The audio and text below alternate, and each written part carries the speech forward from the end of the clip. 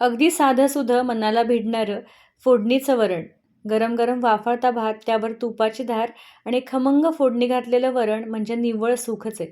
हो की नाही? जगाच्या पाठीवर कुठेही जा, कितीही बाहेर फिरा, कितीही बाहेरचं खा, तरीसुद्धा मनाला समाधान आणि तृप्ती देणारं अगदी घरी येऊन हक्काचं खाणं म्हणजे भात-वरण.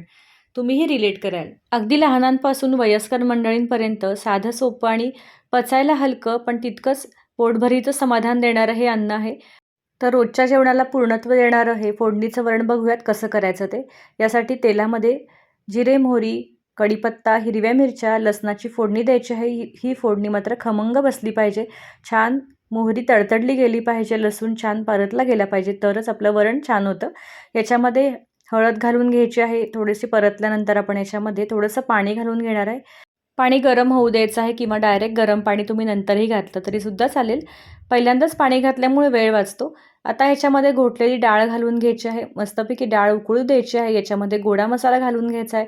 स्वाद खूप छान येण्यासाठी. त्याच्यानंतर आवश्यकतेनुसार मीठ घालायचं आहे आणि खोबरं घालायचं आहे. खोबरं तुमच्या आवडीनुसार तुम्ही घालू शकता. इथं ओलं खोबरं घेतलेलं आहे, साधारण 2 चमचे. त्यानंतर मस्तपैकी फ्रेश अशी कोथिंबीर घालायची. छान उकळू द्यायचं हे वरण आणि मस्त गरमागरम सर्व्ह करायचं. इंद्रायणी भात, त्याच्यावरती तूप आणि त्यावरती हे मस्त फोडणीचं वरण. आहा! स्वर्गसुखच म्हणायला काही हरकत नाही, हो की नाही? याच्यावरती मस्तपैकी एखादी भाजी किंवा लोणचं तुम्ही घेऊ शकता, मेथकूट घेऊ शकता.